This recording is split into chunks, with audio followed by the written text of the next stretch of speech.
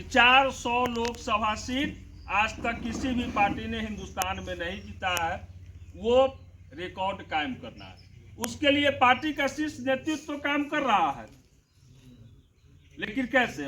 वहां से योजना आती है, योजना का क्रियान्वयन हमें कराना है। अभी पूरे हिंदुस्तान में अक्षत वितरण घर घर करना है। क्यों करना है भाई? क्योंकि राम मंदिर का जो निर्माण हुआ है, बाबा बता रहे थे कि बहुत लोग कुछ बोल रहे हैं। क्या राम मंदिर के निर्माण में भारत सरकार ने 1 रुपया दिया है? किसी राज्य सरकार का कोई फंड वहां लगा है? राम मंदिर के निर्माण में जो भी पैसा लगा है वो आम जनता का लगा है। जो हिंदुस्तान के राम भक्त हैं, पूरे देश विश्व में जो राम भक्त है उनका पैसा लगा है। तो आम जनता के पैसे से राम मंदिर का निर्माण हो रहा है। आम जनता व्यतीत कर रही है, पूजन कर रही है, दर्शन कर रही है। दूसरी पार्टियां लोगों को बरगलाने का काम कर रही है। अरे भाई, आपने 500 वर्षों तक बरगला कर रखा। देश की आजादी के बाद अपना हाई कोर्ट, सुप्रीम कोर्ट, निचली अदालत में मामला चला और मामला को आपने लगातार दबा के रखा, लंबित करके रखा। जब भारतीय जनमानस का एक एक मतदाता जागरूक हुआ और देश के सशक्त गद्दी पे राष्ट्र पुरुष के रूप में नरेंद्र मोदी जी का पदार्पण होता है, एक मजबूत सरकार बनती है, हमारे आपके वोट के दम पे बनती है, और तब जाकर राम मंदिर का फैसला आता है और देश में कहीं भी एक पत्थर, एक आवाज नहीं निकलती है। उस फैसला को सभी पक्ष मानते हैं।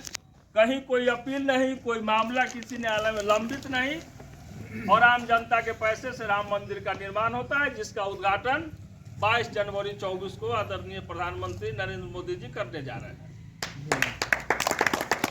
आज अक्षत वितरण करने जब हम गांव में जाते हैं तो विरोधी पार्टियों के लोग लड़ने आ जाते हैं कि आप अक्षत क्यों बांट रहे हैं। हमारे साथ भी हुआ है 2 जगह। और मूर्ख लोग यदि लड़ाई करें, जो इंजीनियरिंग किए हुए हैं, और वो लोग आता है लड़ने का, आप अक्षत क्यों बांट रहे हैं, तो आमंत्रण कौन देगा? सही चंदा मैं असूल के ले गया था, इसलिए निमंत्रण देने भी मैं ही आया हूं।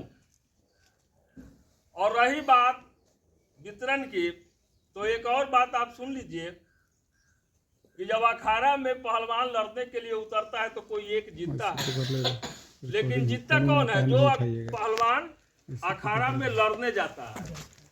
तो अखाड़ा में लड़ने मैं गया था, पहलवानी की लड़ाई मैंने जीती, तो जो जीतता है वही विजय जुलूस निकालता है, हारने वाला कोई विजय जुलूस नहीं निकालता है। क्योंकि लड़ाई मैंने जीती थी, विजय जुलूस मैं ही कप के साथ निकाल रहा हूं। इसलिए आपको जाना है, आप दर्शन करने जाना है, जाइए। नहीं जाना है, आप अपने घर पे आराम कीजिए। हमारे संगठन ने वो व्यवस्था की है कि आप किसी जो स्टेशन तय है, वो स्टेशनों की सूची आपको मंडल अध्यक्ष जी के माध्यम से मिल जाएगी, जो अपने जिला में भी, अपने प्रखंड में जो स्टेशन तय हुआ है। 1000 आदमी का रजिस्ट्रेशन होगा, टिकट बनेगा, ट्रेन वहां लग जाएगी। स्टेशन की कमेटी बननी है, वो कमेटी लोगों को रिसीव करेगी, उनको चढ़ाएगी। यहाँ भोजन का व्यवस्था, यहाँ से वहां जाने तक 3 दिन का प्रवास का कार्यक्रम है। 1 दिन जाना, दूसरे दिन आना, और तीसरा दिन का भ्रमण का है। तो वो सारी व्यवस्था व्यवस्थित ढंग से कमेटी देखेगी, कहीं किसी श्रद्धालु को कोई परेशानी नहीं हो। उसका फॉर्मेट आएगा, रजिस्ट्रेशन कराना है, वो सब व्यवस्थाएं चलेगी। दूसरा एक है विकसित भारत संकल्प यात्रा। अभी बाबा बता रहे थे कि पदाधिकारी कोऑपरेट नहीं करते हैं, ठीक है। अरे पदाधिकारी के कलेजा पर चढ़ के नून रगड़ने का काम भी हम सभी कर सकते हैं, और पदाधिकारी कोऑपरेट नहीं करेगा, पदाधिकारी तो खड़ा रहेगा।